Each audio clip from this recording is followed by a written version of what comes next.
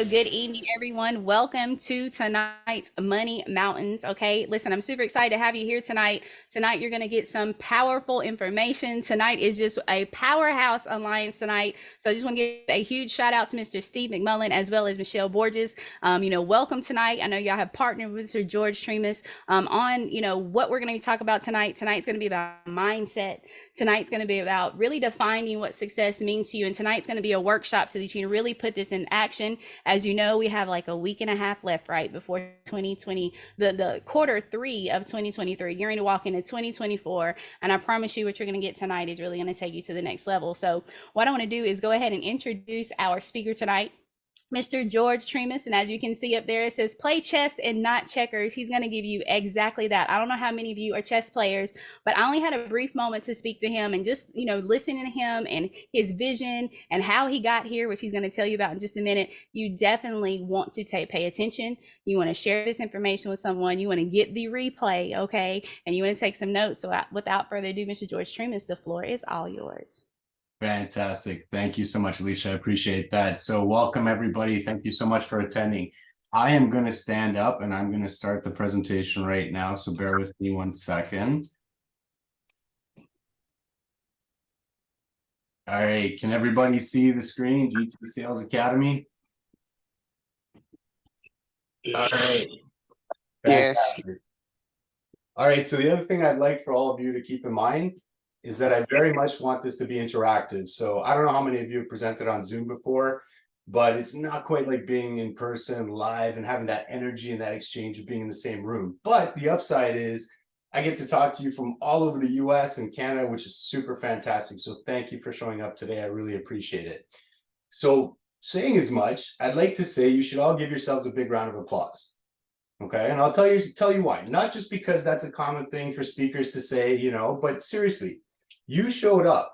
And I did a little bit of research on Nove ahead of time. And I read that, your organization believes in community and about personal development and personal growth and learning and educating and growing and leveling up. And so the thing is, this invite went out.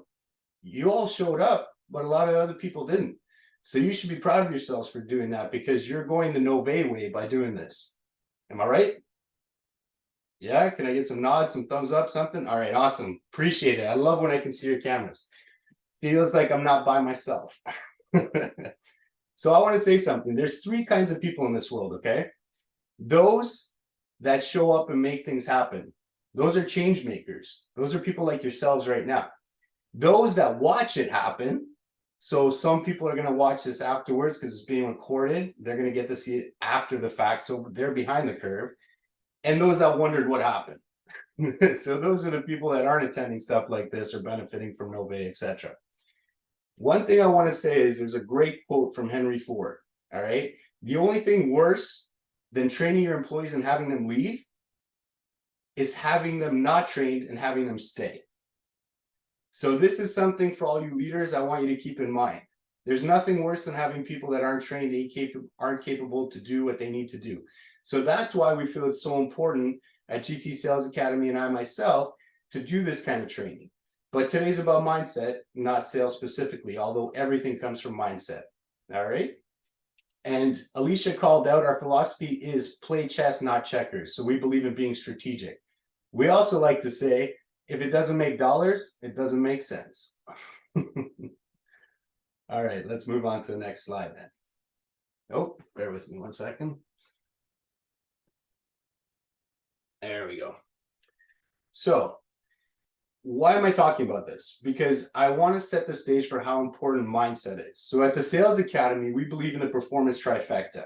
Okay, it takes 3 things to be successful: your mind and your mindset, the skills you apply with the right mindset, and the systems you use to effectively, consistently apply the 2. Okay, so I don't know how many of you go to the horse tracks or bet, or even if you don't bet, if you know horse racing, a trifecta is when you pick the first place, the second place, and the third place horse in the right order. So that means you need to get all 3 right and in the right order. And that's the performance trifecta. You get your mindset right, you get your skills right, you get your systems right. Today, we're starting out with your mind. So it's a perfect start. And we're going to do that by going through Money Mountain, which is a mindset mastery workshop. Okay. I'm going to preface this by saying this was not created to be a workshop originally. This was created by me for me originally to help me with things I needed to overcome to climb my money mountain. All right. And we're going to talk a little bit more about that. But I want you to realize that this is something that's coming from my heart and from within me to help me in my life. So if it helps you, it makes me feel good. So who are you first and foremost? This is the first touch point where if you want to turn off your mic, you want to tell me a little bit about you, why you're here this evening, what do you want to get out of this workshop? Because I can adapt on the fly. I can take these concepts and introduce examples and analogies that may make it a little bit more relatable for you. So if you want to have a chance to tell me, what you're looking for in this workshop, I'd be happy to hear you out.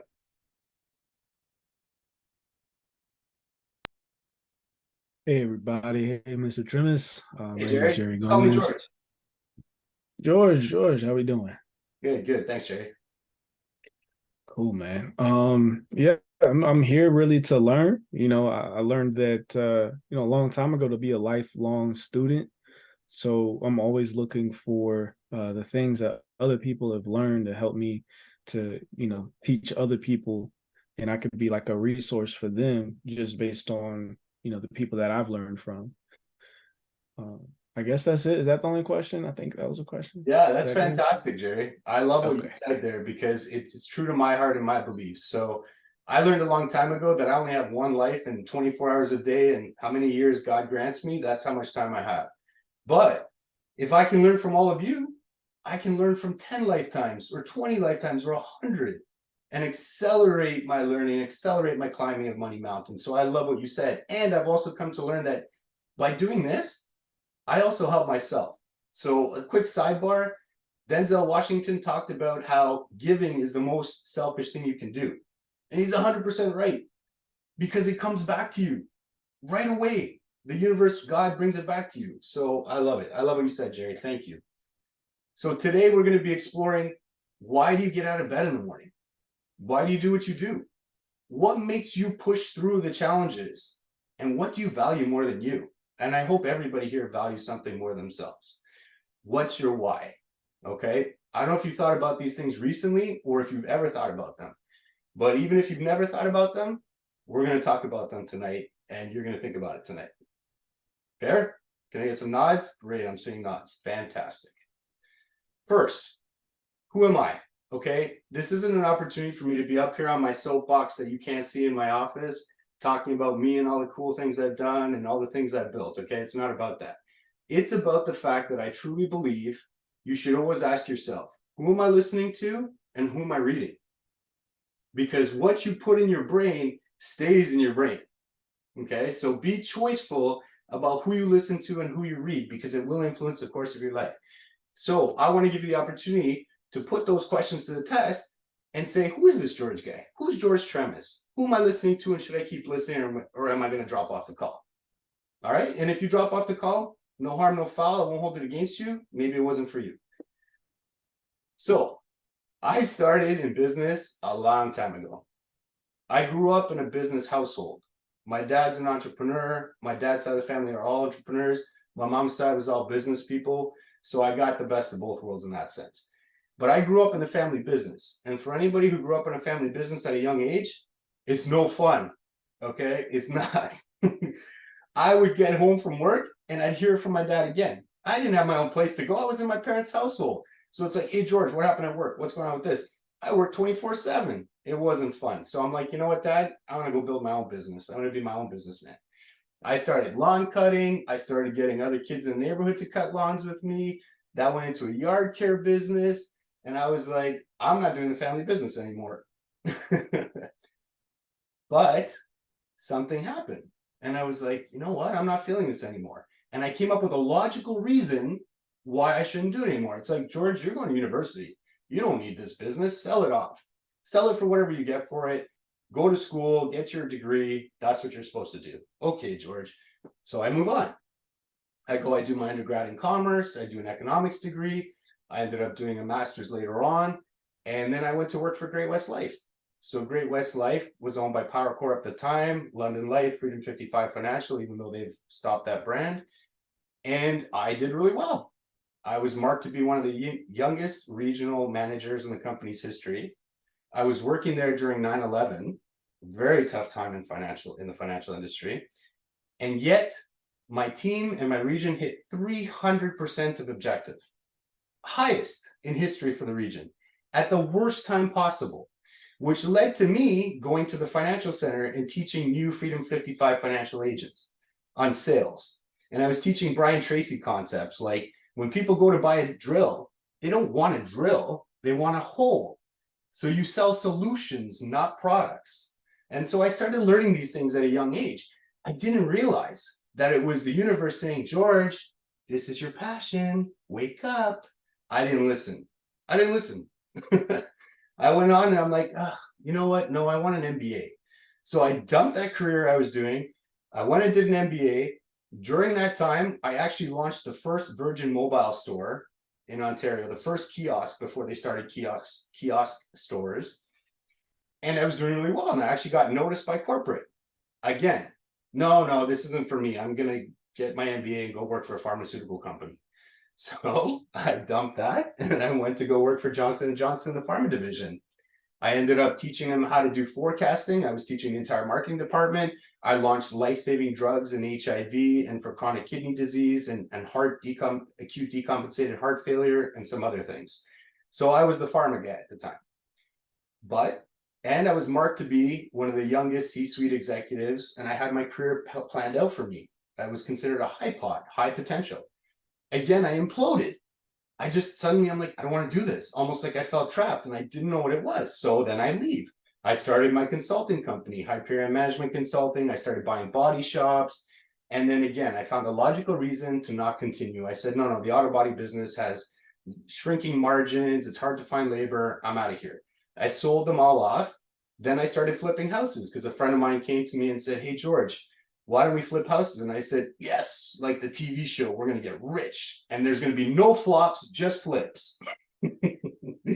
And so then I started flipping houses. I got real estate licensed. I became a broker and I was doing really well. And then all of a sudden, I'm not happy. I can go buy the Audi. I can do what I want. I'm not happy. And I'm like, this is ridiculous. I hit basically a midlife crisis. I just kept going up and down, up and down. It was mind-boggling. Then I realized I had done everything I could intellectually. I had done all the degrees, all the education, but I didn't fix what was in here and in here. And I realized I had to fix my mindset, and success leaves footprints. So I started saying, okay, let me study people that know mindset. And I started learning and studying.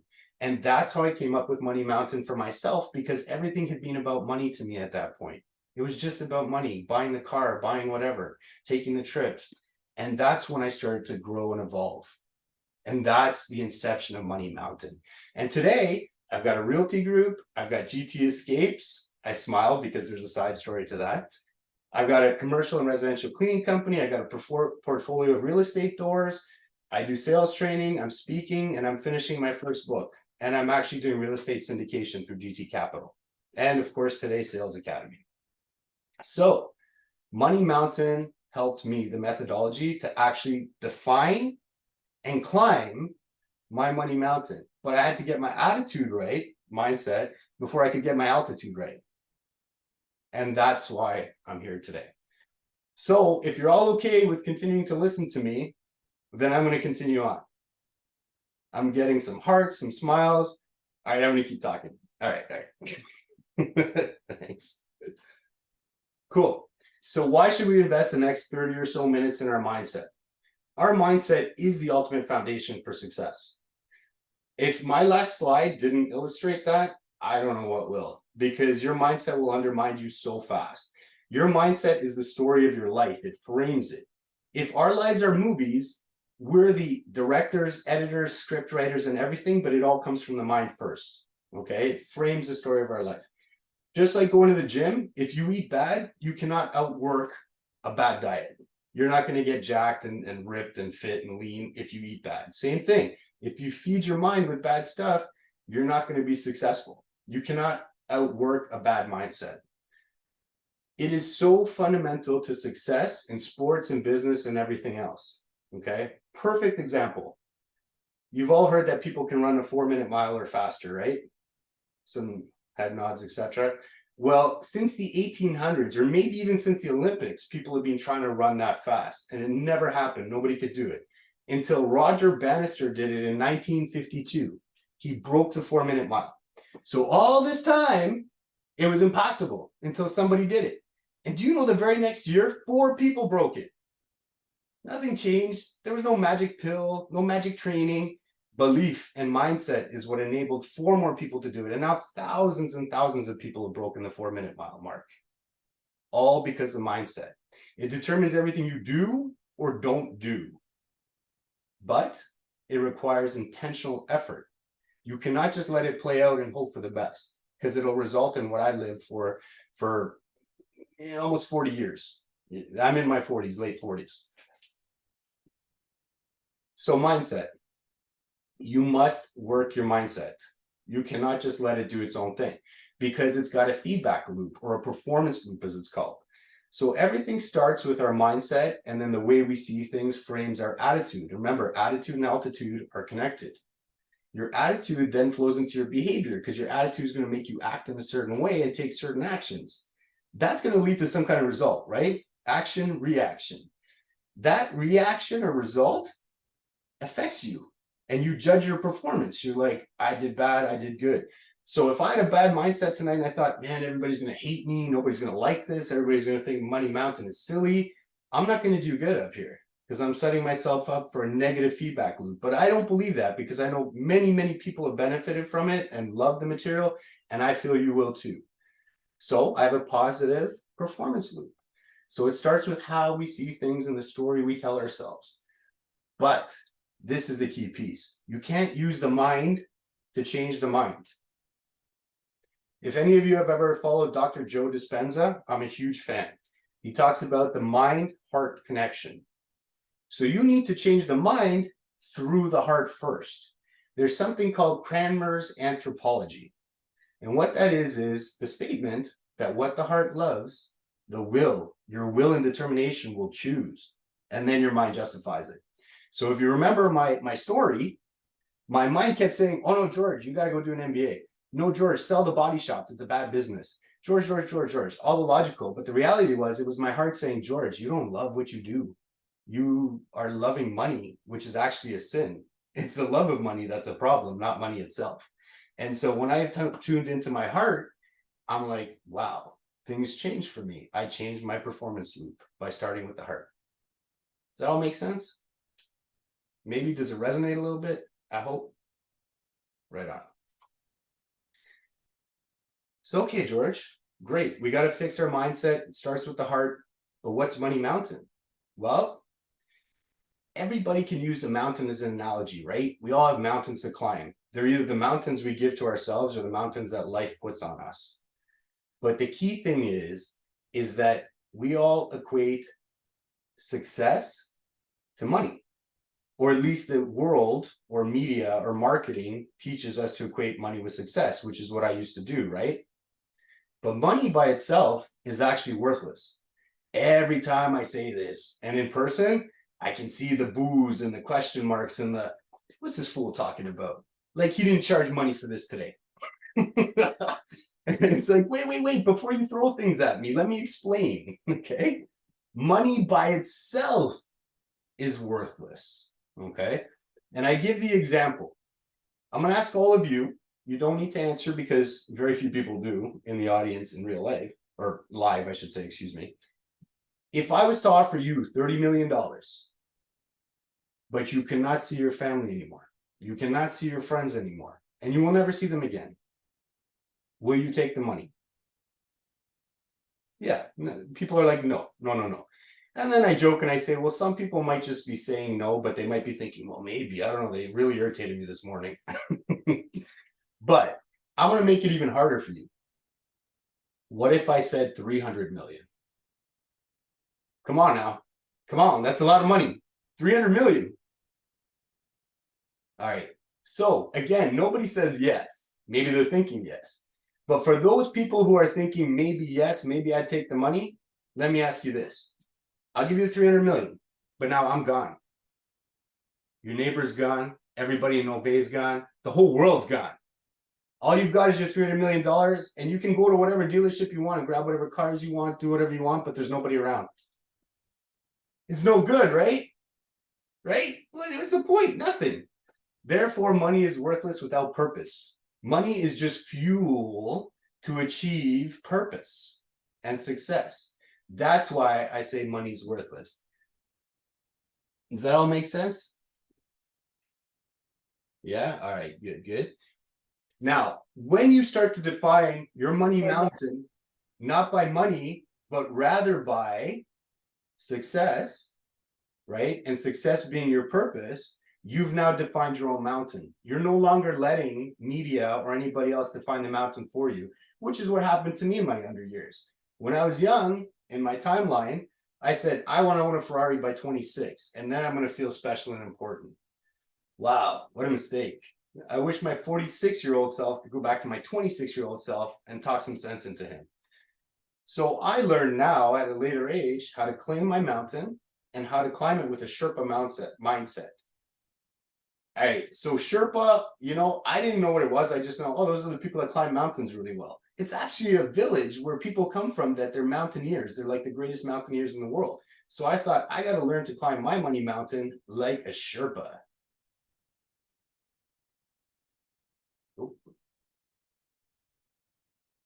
Now, how do we climb money mountain like a Sherpa? We've got to motivate our mindset in the right way, right? We got to get that feedback loop going the right way. Now, the best analogy for how to feed your mindset, okay? The best analogy comes from an old Cherokee Indian legend. A grandfather was sitting around a campfire, and I see some smiles, so some of y'all may have heard this before, I don't know, but I'm going to tell it anyway. Sitting around a campfire, goes to his grandson and says, grandson, I want to tell you about the two wolves in each of us. All of us have two wolves. There's the one wolf that is negative, evil, jealous, envy, doesn't believe in personal development, doesn't believe in personal growth, doesn't believe in Nove, doesn't believe in showing up for a workshop that could benefit them. That's the evil wolf. The good wolf is the one that believes in community, empowerment, collaboration, helping, growth, development, believes in Nove, believes in Money Mountain. That's the good wolf. The grandson goes to the grandfather and says, oh, which one wins? The grandson's all worried, right? Doesn't want the bad wolf to win. Grandfather says, whichever one you feed. So we're going to feed the good wolf. And that's how we're going to feed our mindset. And this is something that honestly has to be done every day. It's just like, do you shower every day? I hope so. Do you eat every day? Probably. If you go to the gym, do you go most days? Yeah. So we need to do something consistently and regularly to really motivate our mindset and keep it in the right direction and feed the good wolf in us, the good mindset. And that's what today's about. Because we're going to go through that through the Money Mountain methodology. But first, though, we have a better idea of what Money Mountain is before we get into it. Money Mountain is essentially about finding your passion. Okay, everybody has a passion. For me, I like being up here speaking. I love engaging with people. I like seeing when I see you smile. I see you smiling. I love it. I love it. That's what I live for. Honestly, it fuels me. It's 8 o'clock here almost. I'm not tired. I feel like I just woke up. So passion. What's your passion? What gets you fired up? What fills you with energy more than coffee or anything else? Then, how do you persist when you come through challenges? Because we're all going to come through challenges. Nothing good comes easy or everybody would have it, right? It takes work. It works if you work it. So how do you persist through? And then purpose. Purpose is the reason for which we be. It's the reason for which we are. It's the reason why we get out of bed in the morning. Like I asked in the beginning, why do you get out of bed? What do you do? Why do you do what you do? Why do you push through the challenges? It's your purpose. And when you find these three, you say, I can, I will, I must. Right? Now, I'm going to give you the best example of what happens if you don't have all three, how you're not going to reach your peak. And everybody, your peak is your own peak. It's yours to define. You define it, not the media, nobody else. It's not the Maserati. It's not the boat. It's your purpose. I'll give you the perfect example. Does anybody watch boxing? Anybody like boxing? Right on. Okay, good. Yeah, quite a few nods. Cool. Everybody knows Mike Tyson and Buster Douglas, right? Wow. Okay, so a little bit about them. Tyson, you know probably a lot about, maybe Buster Douglas a little bit less. So Buster Douglas comes from a family of boxers. His dad was a pro boxer. His dad has a gym. His dad trained Buster Douglas, trained him. So Buster grew up in boxing. He had a passion for it. His family was in boxing. He liked boxing. He became a professional boxer. He persisted. I think he had a fight record of about 34 fights, and I think 24 of them were wins. So he persisted. He took, that's a lot of fights. That's a lot of hits. So he persisted. He kept taking those punches and kept plowing through, and his persistence in his profession, he persisted, and literally persisting through the punches, not just life's punches. These are real punches. But he never became a champion. Never. He had passion. He had persistence. But what was missing? I'll tell you. So only, I think it was maybe roughly a week. We'll say around a week before his fight with Mike Tyson, his mom passed away from a stroke. And he wanted nothing more than to have his mom with him at the ring. And a lot of people would cave on that. And I'm pretty close to my mom, so I get a little emotional talking about it. But he didn't cave. He found purpose in it. He went in there to win that fight for his mom looking down on him from heaven. He found purpose beyond what you believe. So he did the impossible. He knocked out Mike Tyson when nobody else could. And I believe to my core, it's because he found his purpose. And like the LL Cool J song, Mama said knock you out. And that's exactly what he did. He knocked out Tyson. So I'm telling you, passion, persistence, and purpose is super powerful. All right? Don't take it from me. Take it from real life analogies. Now that we've agreed, I hope, that, Money Mountain is important to you. It's about more than money, and it's about fueling your climb with passion, persistence, and purpose. I want us to actually start to work through the worksheet now. Did you all see the worksheet, or should I post it again? Give me 1 second. I'll post it again, okay? Just in case. Or did you all get the worksheet? Ah, here we go. I got it ready for you. Nice. All right. So if you want to download it, or you want to put it on another screen, if you got multiple screens, it's just for reference right now, okay? It's going to be much easier to take out that pen and paper that Alicia talked about at the beginning to get that pen and paper ready for your notes. And we're going to go through this together. All right. Can I get some thumbs up, some something? All right. All right, cool. We're all ready. We all got our pens and papers. We can all reference the Money Mountain worksheet that I just uploaded to the chat for everybody. All right, we're going to work through it now. So passion, okay, is about putting the extra in ordinary for extraordinary. Because that's really what it takes. The people that do extraordinary things are passionate about it. They care more about what they're doing than eating, whatever have you. I know that when I get in the zone and I'm creating stuff like this, hours fly by. I don't eat, I lose track of time, and it's great because I'm in my passion zone. I'm in my passion point, okay?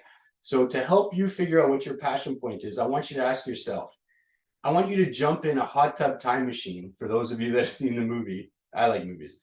And go back in time and say, when was that point in time when I decided to do what I do? Or when was that point in time where it sticks out in my memory as such an emotionally charged time? I'm talking about like big, like equal to like when you're a kid and it's Christmas, or your first kiss, or whatever is very emotionally charged memory for you.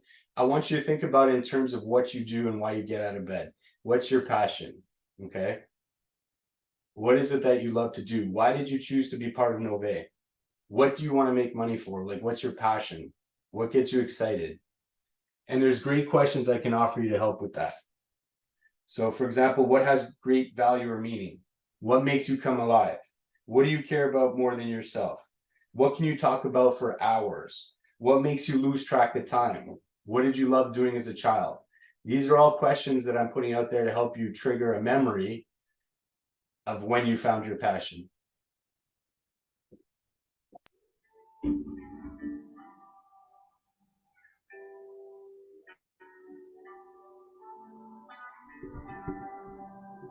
All right, y'all. So I hope you have your paper and pen. I'm doing it, so y'all have to do it. Michelle's doing it in her car. I know she is. So go ahead and start writing now. Somebody's got the music going. Sounds like a good tune, but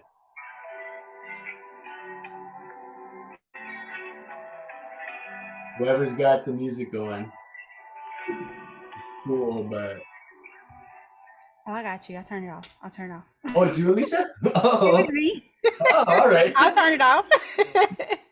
Oh, was it like Jeopardy, like thinking music? That was just some chill hop, but I can turn it down. It's good. Oh, well, if it's gonna help people think, I'm cool with that. All right. So do people have an idea of their passion point? Does anybody want to share? I can share if it's going to get us started. If somebody else promises to share, I can share too, George. awesome. Thank you, Stephen.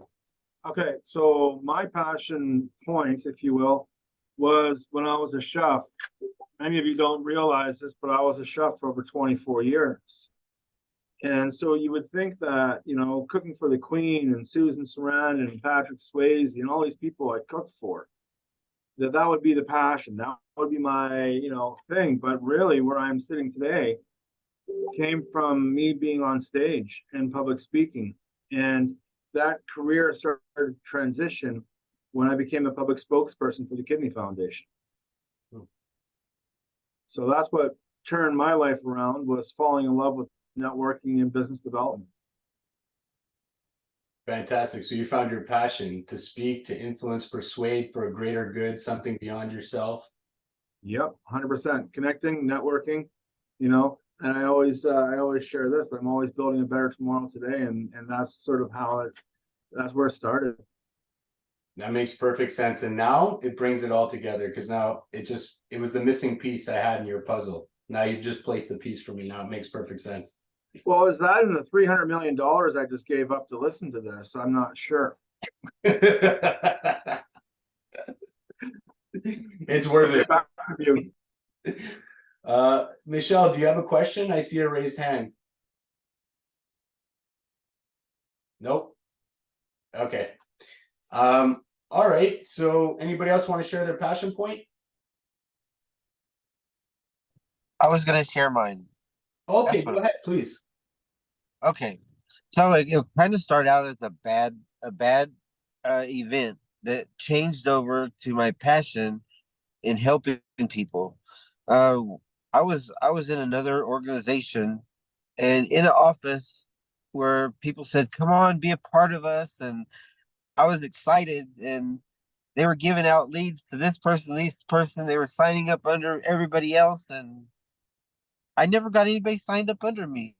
I'm like, what the heck? Everybody's getting somebody. I thought I was a part of this team. And so I made it up in my mind from that day. I said, I want to make more money than you. I'm going to outdo everybody on your team, and you're going to quit before I am. And everything I said happened. And then when I come over here, I take that same passion, because not only for myself, I'm not in it for me. I'm in it for my team, and I want my team to win. You took lemons and you made a lemonade stand. You didn't just make a lemonade, you made a whole stand where people could go to and make lemonade with you. So I commend you for that. And that's a very important thing, right? You took something that was a negative, you found your passion in it, and then put it forth to do something better. You made it about more than yourself. So that's fantastic. I honestly don't feel like I need to share my point now, because you've shared great points. Now I want us to move forward a little bit, and I will share in the future. I want us to put down this point. So you all have your point. You probably wrote it down because two of you just shared it with me. Now I want you to take that passion point and I want you to put it into 7 words, okay? Shoot for 7, it doesn't have to be. But, for example, Stephen could say, I am a networker. I am somebody who combines people together for greater good so that we win together, because rising tides rise all ships. Or Michelle could say, I am somebody that actually fulfills my promises, and I do so as a leader so I can help the other people grow with me and do better together, because together we do better. Whatever your I am is. And then you say, I can continue to do this. I can change lives. I can create a network that will connect people all around the globe. feel your passion when you make these statements, because when you wake up in the morning and you do this, or you review it, because I either do it or review it on a regular daily basis, it fires me up in the morning more than my mushroom coffee, legal mushroom coffee, by the way. It fires me up more than anything else, okay? So I want that for you as well.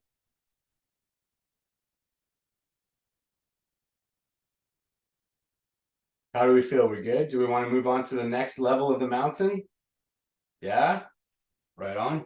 Oh, and by the way, Michelle has me slotted for 2 weeks from now, so that those of you that want to come back and mastermind the Money Mountain methodology, share, ask questions, and take it to the next level, we're doing this again in 2 weeks, but it's going to be an open format where we get to work through things together and talk about it and mastermind it, okay? So if you feel like, oh, no, I want a little bit more time, it's okay. As long as you got enough to work with over the next 2 weeks, we're going to revisit this in 2 weeks. Is that right, Michelle? I know, so I'm going to say yes. So we're going to move on to the persistence point, okay? So persistence is arguably one of the most important pieces, okay? Because you're going to have to persist on a long climb. If you want to look at your money mountain, it's going to be a foundation of passion, and then a massive stretch of persistence. I'm talking massive, okay? Massive. And the purpose is actually just a little bit at the top, the peak. So this part is critical, because if you don't persist, success will resist, okay? And you're not going to get it. Persistence is so important. There's the analogy of a bamboo tree. I love this. I didn't come up with it, but I love it, so I use it. A bamboo tree, do you know that the seed is planted and watered and fertilized and taken care of for years? There's a story, a fable about the gardener who planted a bamboo seed, and people would come by every day and say, man, you're crazy. Why do you keep feeding and watering that seed? It's not growing. Look, all you got is dirt. You just keep feeding dirt. You've got nothing. Why do you keep doing it? That's that crazy guy. Then 3 years later, boom, in 3 months, the bamboo tree grew 3 meters. 3 meters, okay? So the question is, did the bamboo tree grow in 3 months or 3 years and 3 months? It's 3 years and 3 months, folks.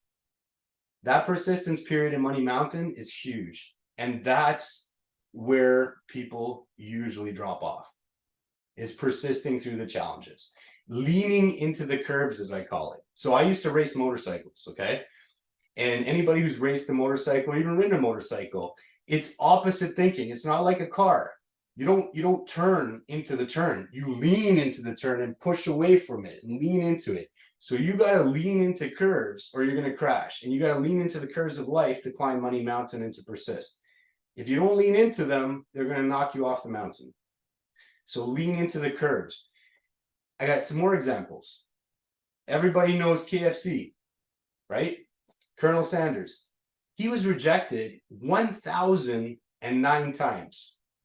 Is it exact? I don't know. That's what I understand. 1,009 times. The point is, he was rejected over and over again for his chicken recipe. In fact, it wasn't until he was in his 70s where he broke out and hit the top of his Money Mountain.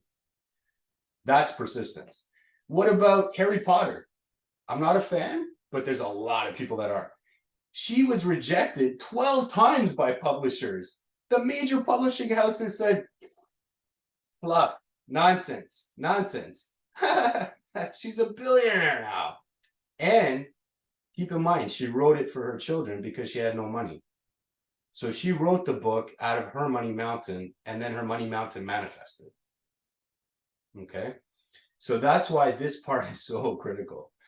So I want you to go back again in time, jump into your hot tub time machine, and I want you to think about the productive struggles you've been through, because we've all been through challenges to get to where we are. Anybody who said it's easy either isn't trying hard enough or hasn't done anything or is lying. So we've all been through stuff. We've all gone through challenges, but I want you to think about times that were really challenging, because this is what you have to remind yourself, so that when you're going through a tough time, like I did earlier today, I reminded myself, George, man, remember that time? Remember the time that you were almost completely broke? You were working just to put money into your body shop and grow that, and you had nothing, and you were just trying to keep it all together and be like the smiling clown, but crying inside, or the analogy of the crying clown. And then I realized, you know what? That's just a bad memory now. It's like when I was a kid and I dreaded going to the dentist, but then afterwards I was like, why? Why was that so bad? Now I get some McDonald's, I get some ice cream. I know my teeth don't hurt. So that's what I think about every time I go through challenges. What was my productive struggle? Because what I'm facing today is nothing compared to the accumulation of things that I've overcome and the struggles I've overcome. And that's how I push the resistance. I push the resistance every time and I lean into the curves. I build that persistence muscle.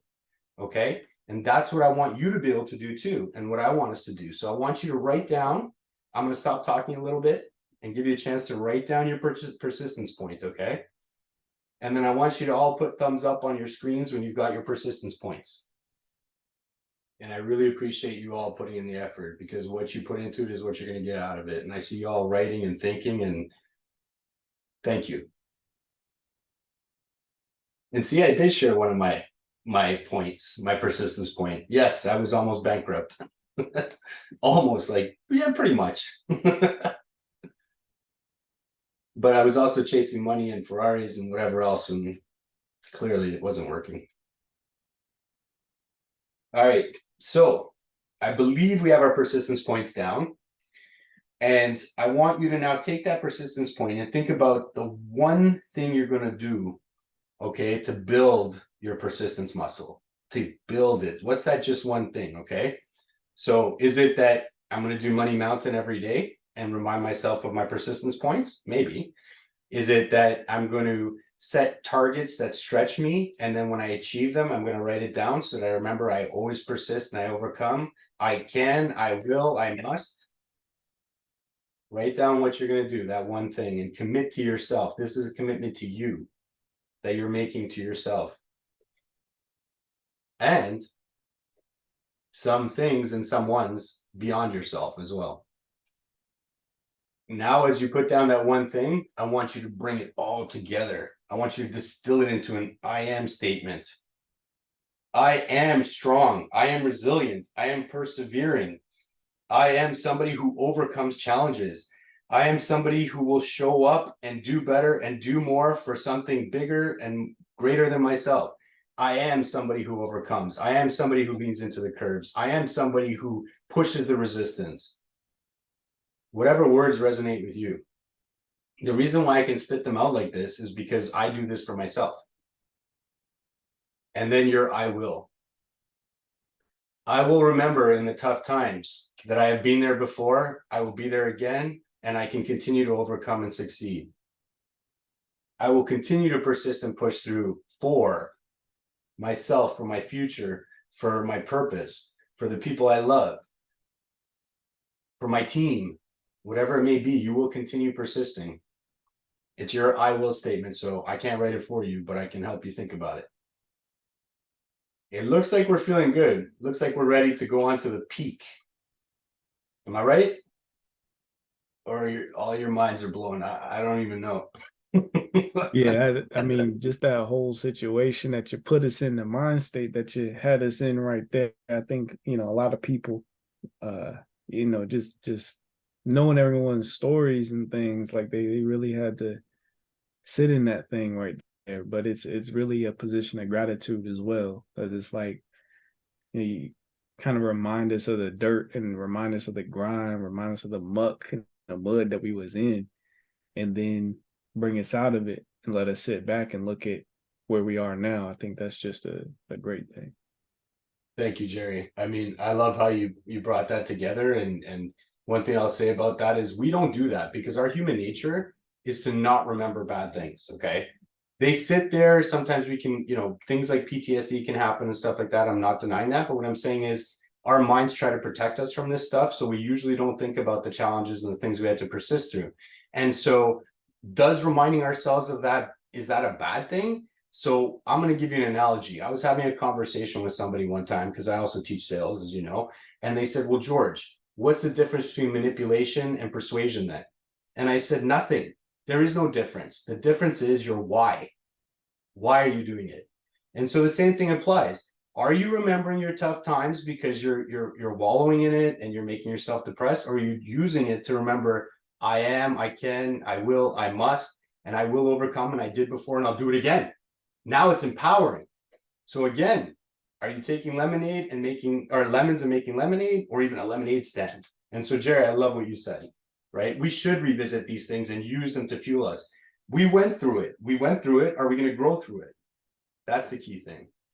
You know, George, for me, I'm touched emotionally by this. You know, I've started something so massive that I've already put 10 years into it. And actually, I look at what I'm doing as my life's work to date, and I haven't made it yet, but I know it's there. And so for me, my goals are different. I guess my money mountain right now, the money side of it's going to come. I've built it so that it's going to come. It's just a matter of time. But for me, my benchmarks and my persistence comes that I've got a formal place and reason why I'm motivated beyond belief. And I'm resilient enough that I'm going to get there. And so this mental state that you put in my head has actually made me quite emotional in a good way. Good. Then you know you've touched on it. If you're not feeling emotion, A, I'm failing. I apologize. And B, I don't know, you're missing the point. You should feel emotion in this, right? And so I hope I'm getting a lot of nods. So I think I'm delivering for everybody. Good, because that's my purpose. So thank you for helping me achieve it. That being said, should we go on to the peak now? Yeah? All right, right on. Let's go to the top. Take us to the promised land. Come on, George. All right. So now we're at purpose. All right. So same thing. Okay. We're going to go back in time. It could be this morning. It could be last year, 10 years ago. But I want you to think about a time where you made a difference for somebody else now. Okay. It's not you. It's about something more than you. Remember, some things and someone's bigger than you, greater than you. So when were you a person of value? A person of value to somebody else and to the world, and where you brought something that made you feel whole and fulfilled? I mean, I can share, and I will share if you want. I shared some earlier. When I'm engaged with a crowd, whether it's live or through Zoom, and I see the emotional reactions and I see the aha moments and I see people being moved and I know I'm touching lives for the better, I get fired up. I love it. I love it. And then when people come up to me afterwards and like, thank you so much, that was amazing. Man, that's worth way more than the money. I mean, we all need money, but that's something that, you know, I've gotten checks for 6 figures, never 7 figures yet in one check, but I've had 6-figure checks and they're nothing compared to the genuine appreciation that I get from people when I'm a person of value, bringing value. And that's why I feel like what I do matters, right? Yes, what I do in my job day to day and other things matter too, but this is where I'm connecting with my purpose. And if you remember my up and down in the past, where I kept disconnecting from businesses, I kept pivoting, I left careers, is because I wasn't connected with my purpose at the end of the day. Even if I found some way to be passionate about it, because everything had an element of sales. And so I found some passion in that, because I love sales, I love networking, I love meeting people, interacting, but I wasn't connected to my purpose. Yes, Michelle. So, you know, what I do every single day, and I would ask everybody to do this because this really helps with your purpose. I purpose to find someone somewhere on social media that has a problem, that has an issue, that's going through some hard time in their life, and just being there for them. That really helps you get out of your way and help somebody else. Excellent.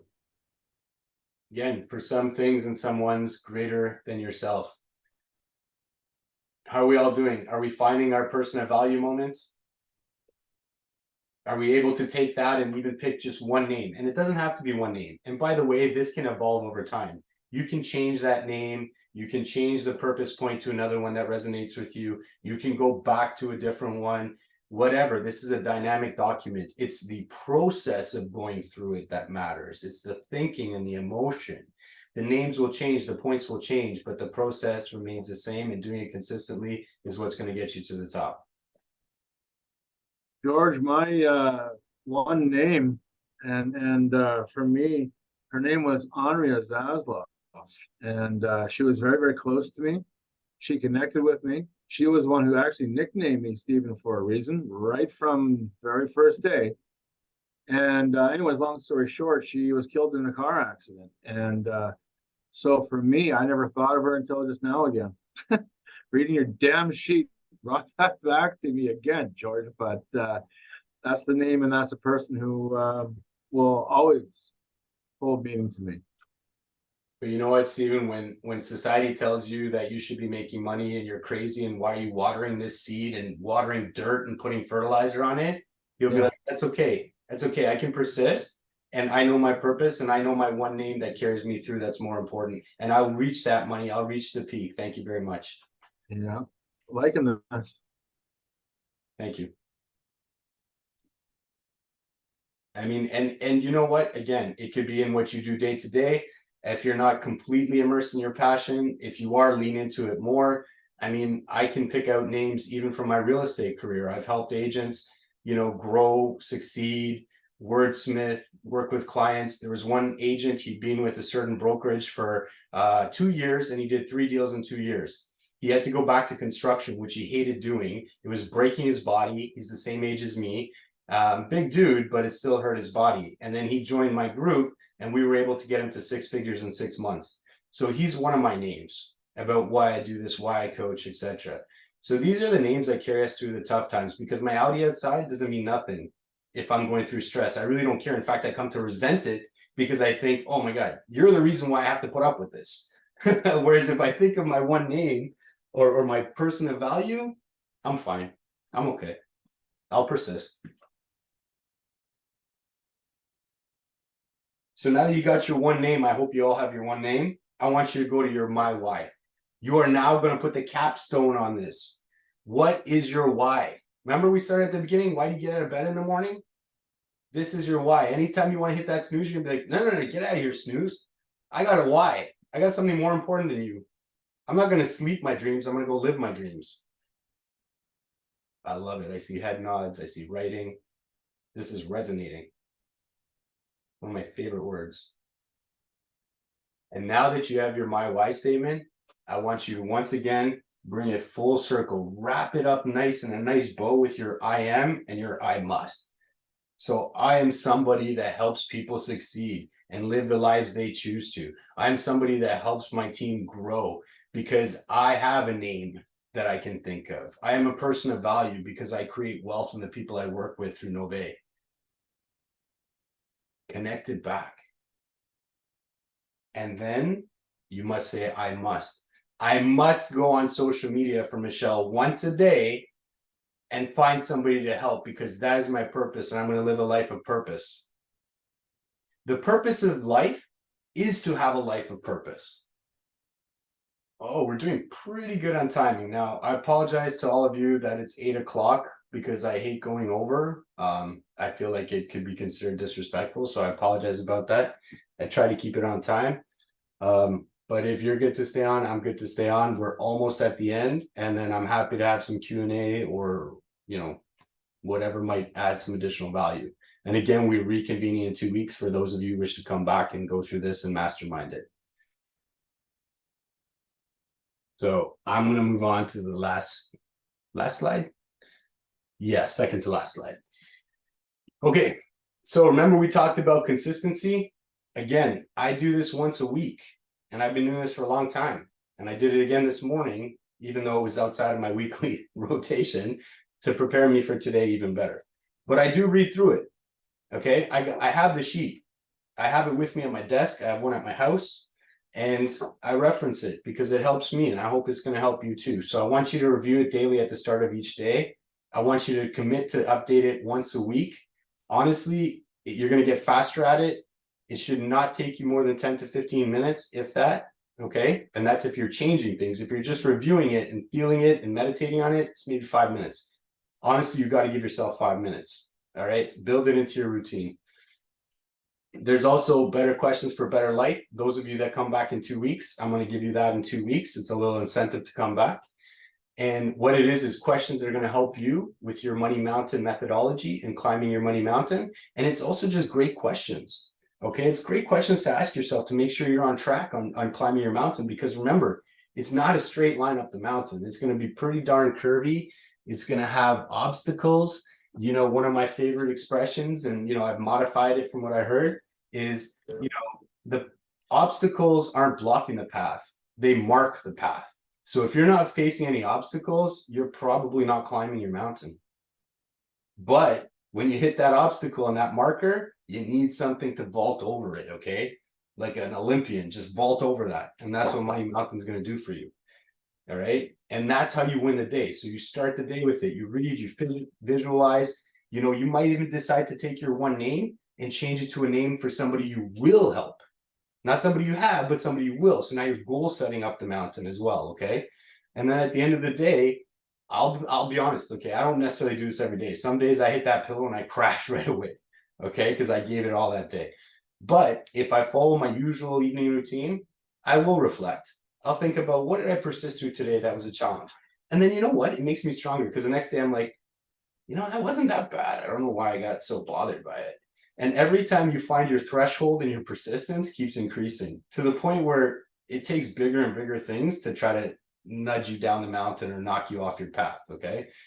And so at the end of the day, just say, what's my why and who am I doing this for? Because if I'm not doing it for anybody other than me, I got nothing to carry me through when I don't have enough strength in myself.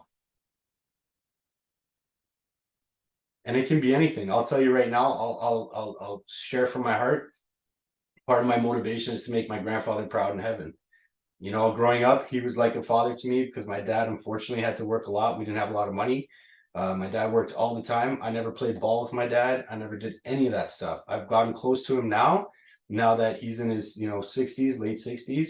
But I didn't know him as a kid. My grandfather was like my dad, and he passed away, and, you know, I want to make him proud. So that's one of my things, right? So find your why, okay? And you'll climb your money mountain, no problem. Again, takeaways. Trifecta starts with the mind, right? Mind, skills, systems. I've given you a mindset tool and a system to follow to work your mindset, right? I want you to focus on your heart, because your heart's going to drive your will to see things through, and your mindset so that you get the right attitude to get the altitude. Feed the wolf that will do right by you and those around you that you care about. And remember, like with anything in life, anything, it only works if you do the work. There is no magic pill, okay? Do the work. Thank you, everybody. I hope you got value out of that. Again, my name is George Tremis, and it's been an honor to present this to you. Thank you. Thank you. Y'all give him, come off mute and give him a round of applause, please. Thank you. Thank you. Thank you, George. George. Thank you all for sharing this with me. Awesome job. Thank you. Thank you. So again, come back in 2 weeks if you want. I'm going to have better questions for a better life. We get to mastermind it. Next time, I'm going to be sitting down with you instead of standing up here presenting. We're going to mastermind together and work through this. And I'll answer all the questions I possibly can and bring all the value I possibly can, because that's my purpose. Any closing comments? Michelle, Alicia, anybody? Right now, that day is set at October 4th at the same time, 7 p.m. So that's on a Wednesday as well. Correct. Yep. 2 weeks from today, exactly. Same Yes. time, same place. Well, I'll send another link, but you know what I mean. And I want to thank every one of you for showing up. You guys could have been anywhere else, doing anything else. You could have been out, I don't know, going to the bar or whatever, going to play pool. I didn't go play pool just so I could stay here with you guys, because pool is my thing. But you know what's more my thing? Seeing everybody on here win. And that's what I want to see. Everybody win, make it to the top of their mountain. Hey, Michelle, we're going to play pool one day. I grew up in Montreal as a kid playing pool in the pool hall, skipping school when I shouldn't have done so. And now if my parents watch the video, they're going to know that, but it doesn't matter because it's too late for them to do anything about it. You got a good game on your hand. You play me. I tell you. Good. I look forward to it. There's a pool. Okay. Thank y'all, everyone. Thank you. Thank you. All right. Thank you, everyone. I guess I'll shut it down now. You can go ahead and close it out, Alicia, if you want. Thank you all. Thanks, everyone. I hope to see you in 2 weeks. Okay. Good night, everybody. Good Good night. night, everyone. Thank you. Bye. Good night. Bye. Night. Bye.